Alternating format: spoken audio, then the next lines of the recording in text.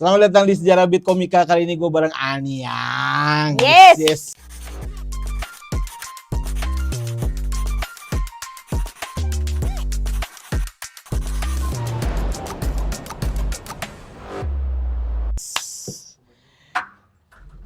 Teman-teman make some noise. Ngapain nih kita? Konten bener. Konten bener nih, En. Ini namanya Sejarah Beat Komika, En. Oke. Jadi di sini tuh Sejarah Beat Komika adalah gue nanyain sama lo tuh, apa sih sejarah beat lo, tentang apa, gimana ini nemu beat ini gitu. Tapi sebelum ini gue harus stand up dulu. Pakai beat lo depan lo. Bahasa Inggris nih. Bahasa Inggris. Sebetulnya udah gue translate. Karena lo tau lah, gue ngomong bahasa Indonesia aja belibet karena bahasa Inggris ya kan, gue gak tau lah. Tapi ini satu beat ini emang nempel banget gue, Den. Di gue nempel beat ini. Beat lo tentang ini tuh nempel banget. Jadi kurang lebih beatnya kayak gini. Ini kalau ada kurang atau lebihnya ya sorry ya, karena ini translate dan sekarang nempel di badan gue. Jadi gue yang akan membawakan beat lo, tapi versi guanya. Oke. Gitu. Kurang lebih beatnya kayak gini. Ini nggak pakai assalamualaikum kan ya? Halo. Iya. Iya, pakai nggak apa-apa lah kita. Masa gue tadi mau assalamualaikum nama gue ini kayak gitu, nggak kayak gitu. Aduh anjir, kenapa gue jadi aneh nih? Terus bukan gitu. Halo, selamat malam semuanya. Gue Anyang gitu. Nah, gue jomblo kebetulan. Bukan berarti gue nggak punya cowok gitu. Nah, bukan berarti gue nggak punya cowok. Bukan gitu. Gue tuh malas aja gitu. Tapi kalau ada orang yang tanya ke gue, selera cowok gue kayak gimana? Gue akan jawab, selera cowok gue adalah sama kayak selera anggur yang gue suka. Putih. Benar. Beat itu tuh lanjut ketika ngomong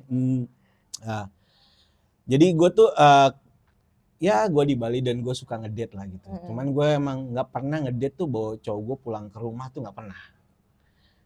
Bukan apa-apa, karena memang ada alasannya gue nggak mau bawa pulang ke rumah. Pertama, gue punya seekor anjing, 4 kucing sama 4 bule di rumah. Jadi, ngapain menemenin rumah aja ya, gitu, ya kan? Ya. Tapi bukan hanya itu, jadi selain itu ya gue juga di rumah tuh ada mbak yang suka datang, pembantu gitu. Dan selama tinggal di Bali dan di Jakarta, akhirnya gue ngerasain ada perbedaan antara pembantu di Bali dengan pembantu di Jakarta. Kalau di pembantu di Bali tuh gimana ya ngomong ya, lebih nggak usil gitu. Beda sama pembantu di Jakarta menurut gue. Kenapa? Karena kalau pembantu di Jakarta, mereka kalau bersih-bersih gitu-gitu, habis bersih-bersih, terus selesai bersih-bersih pasti nanya, Mbak belum nikah ya? Ya Allah, ngapain sih hal sepribadi itu ditanyain gitu. Betul. Terus pembantu di Jakarta juga yang nyebelin ketika habis bersih-bersih segala macam, pasti suka ngomong gini, Mbak, kok tiap hari cowoknya beda? Maksud saya gini loh Mbak, kalau buang kondom jangan di kamar mandi, saya males bersihinnya. Dan yang paling gua suka dari pembantu yang ada di Jakarta ketika nanyain gua kayak gini, mungkin ini pertanyaan yang menyakitkan buat gua. Mbak, maaf ya, Mbak ini kupu-kupu malam ya? Jujur pertanyaan itu menyakitkan buat gua, tapi gua jawab secara dewasa gitu maksudnya. Sorry, gue bukan kupu-kupu malam, tapi gue kupu-kupu siang, kupu-kupu sore, kupu-kupu pagi juga.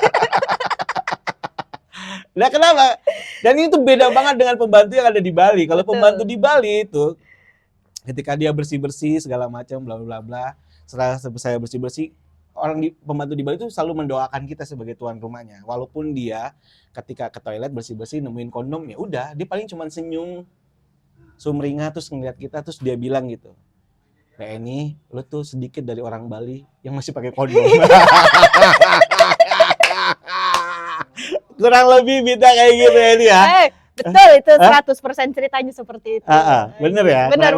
Kurang lebih begitu. Kurang lebih begitulah. Nah gue tuh, menurut gue jarang gitu ada orang komika cewek sepulgar ngomongin kondom dan bicara tentang ART tuh mungkin ada lah beberapa. Tapi yang punya komparasi antara Bali dan Jakarta kayaknya cuma lu gitu. Iya. Ada. Nah beat itu tuh maksud gue sejarahnya dari mana sih, En? Sejarahnya emang bukan sejarah kondom ya, sejarah beat itu tuh gimana beat itu terjadi, nemu apanya dulu gitu. Jadi ketika nulis Pas nulis materi itu karena emang gua pas di Jakarta sama di Bali emang ada yang suka bersih-bersih lah. Ibu yang pas di Jakarta ibu kos ada penjaga yang bersihin kos. Nah, pas gue pindah ke Bali itu berasa tuh bedanya. Biasanya kalau pas di Jakarta si mbaknya lagi bersih-bersih ditanya terus kan, ngobrol terus kan, gue kan kayak anjing mau jawab juga lu ngapain nanya-nanya begitu gitu terlalu kan. pribadi terlalu juga. pribadi banget, kepo banget gitu. Ibaratnya anjing gue bayar. dan nemu itu memang bener-bener berasa ya bedanya sama di Bali. Di Bali segitu waste-nya gitu momennya. Segitu kayak ya udahlah ya gitu. udah gitu ya hidup kerja, masing-masing. Ya kerja gue bersih-bersih, selesai bersih-bersih gue pulang gitu. Makanya pas yang gue itu tipe orang yang kalau biarpun ada yang datang bersih-bersih, gue seenggaknya bersih-bersih dulu biar gak kelihatan jorok banget. Ada rasa malunya juga Ada ternyata rasa ya. malunya juga. Kayak aduh lah ini adalah buang dulu. Gitu. Oke. Tapi lo sadar gak sih misalkan kayak ini, maksud gue tuh selalu penasaran gitu kalau komik tuh. Itu nemu lucunya tuh nemu lucunya di mana dulu itu? Nemu lucunya di pembantu yang Jakarta atau pembantu yang Bali gitu maksudnya, nemu lucunya tuh si waktu lo nulis tuh yang di Bali dulu, yang nemu punchline yang kondomnya itu di Bali dulu. Oh gitu. Kayak dia slow aja gitu. Slow aja gitu. Gue kan kayak ya dar malamnya nih. Oke, ya begitulah. Kegiatan dewasa. Kegiatan dewasa Anjay. kita ini gaple. Dewasa banget sih Tian. Terus. Nah, terus besokannya gue lupa kalau jadwalnya itu besoknya si mbaknya datang buat bersih-bersih. Udah hangover kan, malamnya kan mabuk. Oh iya, gitu. Oke. Hangover anjing harus masa bersih-bersih dulu sebelum mbaknya bersih-bersih. Terus gunanya si mbak bersih-bersih ini apa gitu. Ya udahlah biarin lah. Nah gue mikirnya kan udah dibuang di tempat yang tempat sampah lah gitu. Tempat semestinya lah. Tempat semestinya. Mbaknya datang, gue ngambil minum gitu. Terus gue ngeliat, ya Allah ada di situ gitu kan di kamar mandi. Terus gue kayak mbaknya lagi mau bersihin kamar mandi. Ya udah si mbaknya yang ngebersihin itu ya udah biasa aja, nggak komen, nggak apa, nggak comel apa gimana. Wah beda gitu. Gue mah padahal udah mikirin jawabnya apa nih ya, jawabnya kalau dia apa tanya nih, gitu, kalau dia tanya ya. Oh berarti pembantu di Jakarta tuh berarti melucunya dulu pembantu di Bali after kejadian itu, baru lo mikir kalau di Jakarta sebenarnya nggak kayak gini nih. Iya langsung kayak ini kayaknya pas di Jakarta langsung ini PTSD gitu kan. Gue udah nyiapin jawaban di sini buat disiapin kalau ditanya. Iya. Tapi bener sih, walaupun gue nggak pernah stay di Bali ya, paling lama berapa sih, seminggu 3 hari gitu maksudnya, nggak pernah yang lama. Tapi gue mungkin ya bisa aja karena lu merasakan itu jadi percaya gitu. Tapi itu bener berarti ditulis berdasarkan kejadian nyata dong. Kejadian nyata. Anjing. Tapi tidak semuanya kan ya. Namanya materi stand up lah. Kan? Tetap harus ada hiperbola. Iya, ada. Saya bukan lonte. Tapi prosesnya sampai jadi beat utuh itu berapa lama, En? Sampai beat solid itu menurut gue solid banget. Gua kalau nulis materi gitu, setiap gue nulis materi, kalau udah ada premis ya kan gue tulis dulu. 2-3 harian dah. Terus soalnya di Bali itu kita ada yang namanya kombut rehearsal. Kita sebutnya rehearsal. Jadi kalau ada yang udah misalkan ada tulis dulu, setelah jadi mentahan bawa kombut. Baru dah apa yang bisa ditambahin, apa yang bisa dikurangin. Kurang lebih seminggu kali ya. Seminggu ngunci sampai materi itu fix kayak gini ya. Iya, sama dibawain di open mic, di tes materi seminggu 2 mingguan lah sampai benar-benar solid. Oh, berarti tinggal kalau lo mau pakai untuk apa ya, tinggal lo bridging kan bisa di kepala kan, kayak tempelin ke sini, katanya tempelin ke sini gitu ya. Lebih kayak itu ya. Lebih ke situ sih. Oke, anjir. Maksud gua anjir beat ini nih jarang gitu orang ngomongin kontrarian ya kita sebutnya kali ya, pembantu kan antara Jakarta sama Bali. Bali gitu, baru elu menurut gua. Ya, komika yang pindah dari Jakarta ke Bali kan kayaknya jarang. Ada dari daerah ke Jakarta gitu kan banyaknya. Benar. Sama ini kan. Lebih Gue sih nggak mau lah ya. Gue bukan konten yang terlalu nanya pribadi sih, enggak. Ini lebih ke tentang stand up gitu.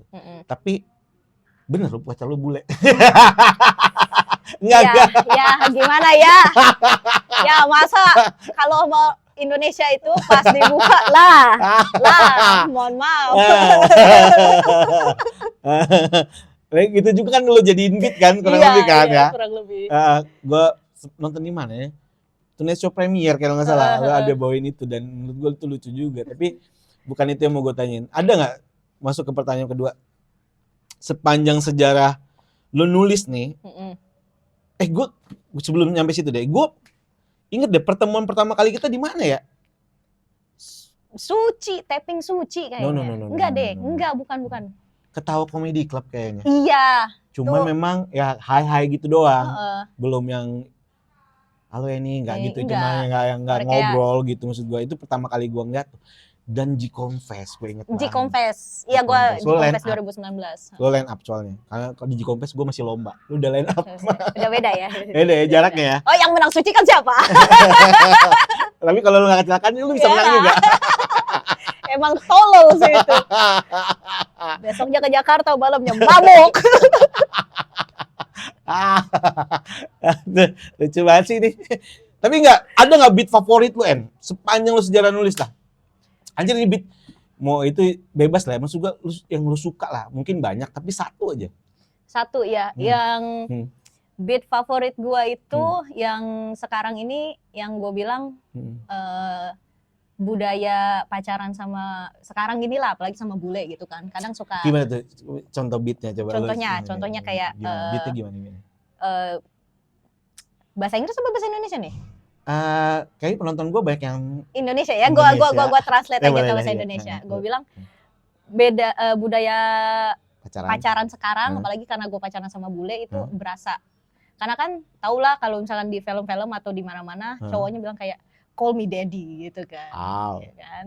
Gue bilang gini, gue nggak suka, apalagi kalau cowok gue nyuruh gue bilang babe call me daddy. Oh, lu nggak suka? Nggak suka. Ya, terus. Soalnya daddy kan nama yang sering banget di Indonesia kan. Iya nggak sih? Iya. Ya kan? Iya. Cuman beda penulisan aja kan. Yes, Dede, Dedi. Nama bapak gue Dedi anjir. Aduh ini lucu banget, sumpah. Ini sumpah ini lucu banget anjir. Terus gue bilang, lu nyuruh gue manggil lu Dedi, terus lu mau ngapa? Kabur dari rumah ya, nggak pulang-pulang. Aduh lucu banget ini. Dan kejadian nyatanya memang bokap lu namanya emang bapak gue namanya Dedi. Bangsat. Aduh bagus. Dan itu terjadi juga dari kisah nyata ya. Iya gitu kan. Ya, karena lu anjir gue baru lu komik yang bilang gue ini pesona jalang gitu. Maksudnya nggak ada lah komik cewek yang secara vulgar mengatakan itu. Sebenarnya nyaman gak sih dengan persona yang orang lihat lu sekarang kayak komik jalang gitu, nyaman gak sih secara pribadi gitu maksud gue? Gue sih karena kan secara materi kayaknya lu nggak begitu banyak juga materi lu yang bukan tentang seks kan banyak kan? Banyak. Cuman ya gue sih tipe yang gak masalah sih Bang Rio, kayak ya lu orang mau mikir apa soal tentang gue sih ya serah mereka, tapi kan gue tahu orang-orang terdekat gue itu tahu gue nggak kayak gitu. Oke. Itu sekedar stand up aja. Sekedar hiburan. Ya kalau kalian pengen tahu ini lebih dalam ya temuin lah dia di Bali. Jangan dalam-dalam tapi. Sakit soalnya. Astagfirullah. Tapi lu happy ya sama materi itu ya? Lu mau favorit banget ya materi itu ya? Lagi suka banget beat gue yang itu. Karena setiap dilempar kayak gitu ya? Iya, apalagi kan dan itu bule suka banget menurut gue materi kayak gitu pasti. Suka banget karena mereka nggak mikir ke arah sana. Karena kan gue juga sembari ngasih tahu ini Dedi itu nama yang sering banget di Indonesia loh gitu. Iya. Jadi mereka kayak yang bener gitu. Dan twist paling gedenya Dedi nama bapak gue. Bagus. Bagus banget itu materi. Ya, terakhir. Ini pertanyaan paling gue suka sebenarnya. Ada nggak sepanjang lo nulis beat, sejarah nulis beat, ada nggak beat yang anjir kalau lo bawain sekarang, anjing ngapain sih gue punya beat ini gitu. Ada anjing. Awal dong lu kasih tahu dong beatnya apa? Anjing. Jadi beatnya itu ngomongin ya balik lagi lah soal masalah gitu kan gue bilang banyak bule yang mikir kalau cewek Indo itu agak psycho gitu kan, agak psycho. Terus gue bilang gini, nah kalau menurut lu psycho kenapa masih ngincer, kalau lu ke Indonesia kenapa masih ngincer gitu. Ada apa dengan cewek-cewek bule yang lain? Mereka ngeludah nggak ditelen.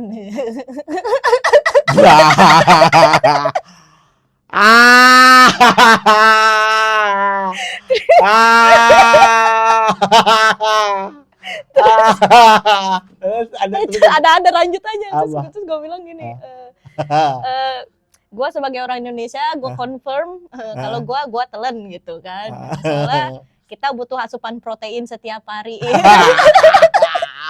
Terus gue kesini itu jarang banget gue bawain lagi karena pasti aja. Tapi sebenarnya secara playnya bagus ya.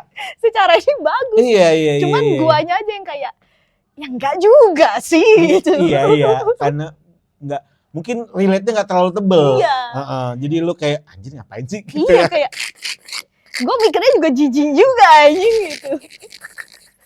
Tapi itu materi itu tahun berapa ya? 2021 lah.